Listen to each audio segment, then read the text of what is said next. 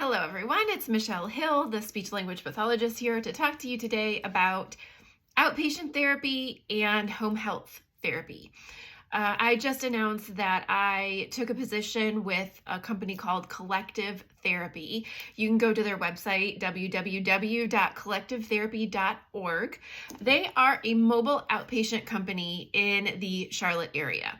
And what does that mean? That means that I, as a therapist, travel to people's homes, but it's not the same as home health. And I'm going to talk to you about why and what the difference is. So when we get into insurance and the mess that is, insurance companies pay a higher rate for what they consider a Medicare Part A service. And so Medicare Part A service, you have to have a qualifying hospital stay. It's an overnight stay with a new health issue. And once you have that, then you qualify for Medicare or Part A services.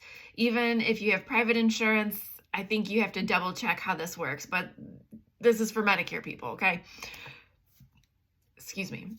So Medicare Part A, you have an overnight hospital stay, a new health condition, and you go to the hospital, you qualify for Medicare Part A while you're in the hospital, while you're a certain number of days into an inpatient rehab. You also qualify for Med A services for 21 days in a skilled nursing facility, and then home health. So let's say that you have an overnight hospital stay because you had a stroke and now you are no longer able to swallow. So while you're in the hospital, you got a feeding tube. And so now you're not allowed to eat anything or drink anything by mouth. Okay, so the people in the hospital are there to get you the tube, get you the nutrition. And if you're there long enough, they'll help you to be able to try to eat things. But their job is to keep you until you're stable enough to not be there anymore, okay?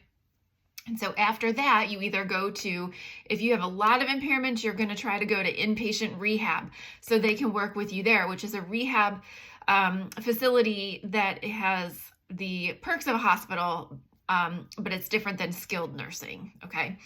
So you could go to their inpatient rehab and get rehab, or you could discharge to skilled nursing and get rehab, or you could leave and go home and get home health.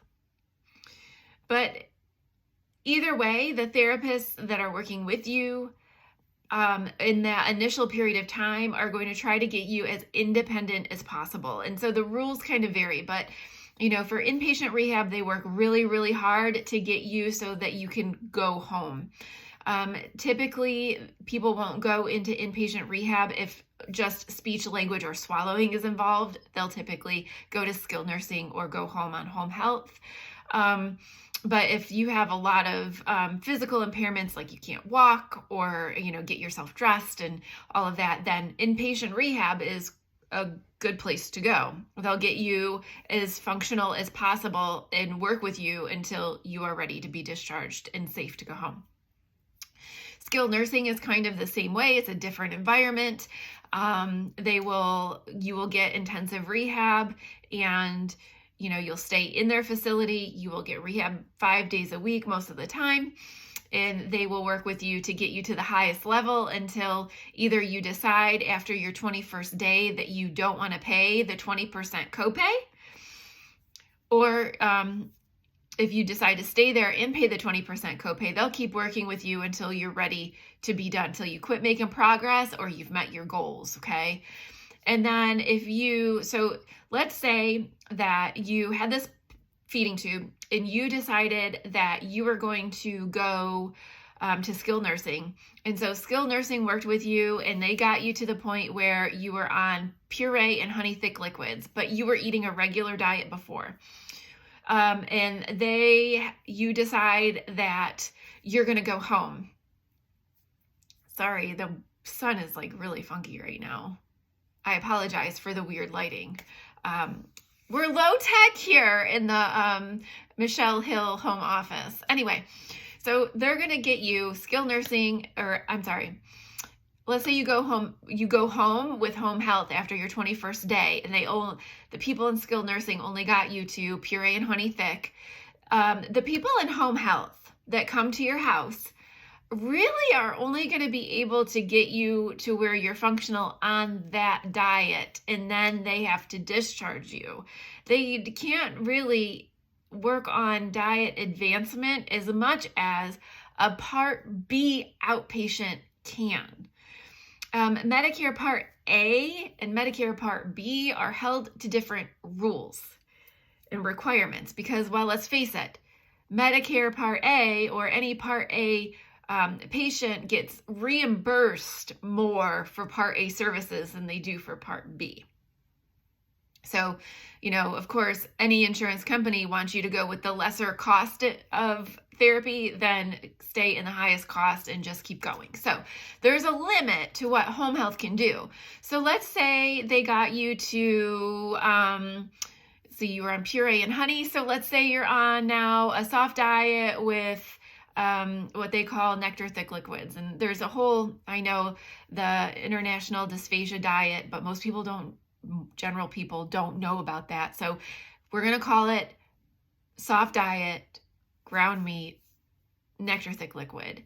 And you don't want to be on that. And that's cool. So now you can go to an outpatient, Part B.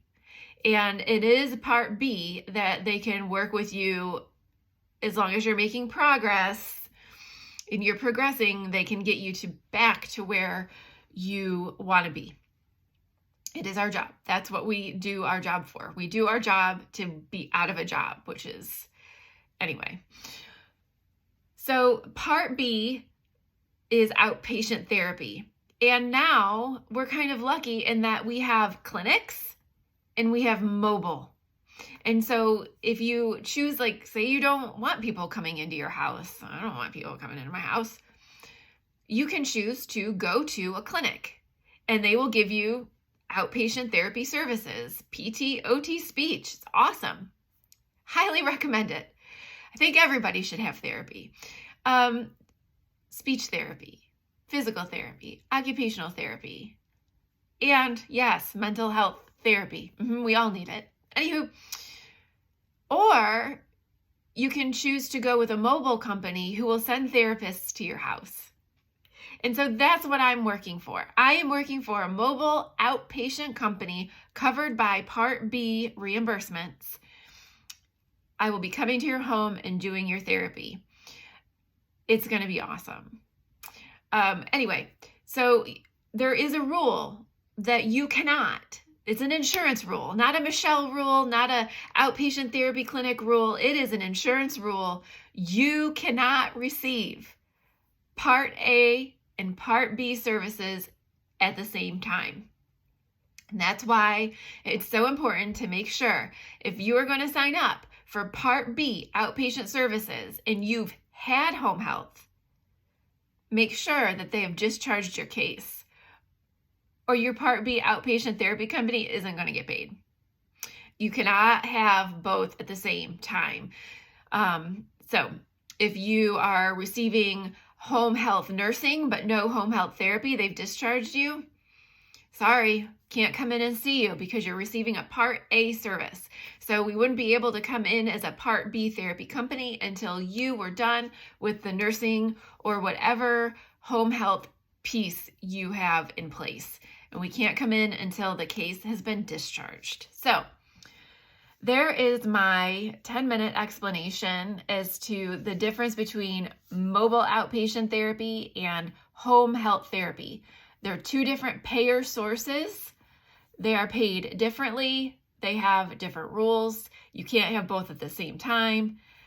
And I'm going mobile outpatient. All right. So if you have any questions, feel free to drop them in the box below. If you find this content helpful, please like, subscribe. I'm going to try to be pushing out more content for all of you as far as healthcare information, insurance information, all the things. It's really important for me to provide information and education so that you all can advocate for yourselves. Nobody cares about us as much as we do and our loved ones. So That's that. Until next time, I'll see you later.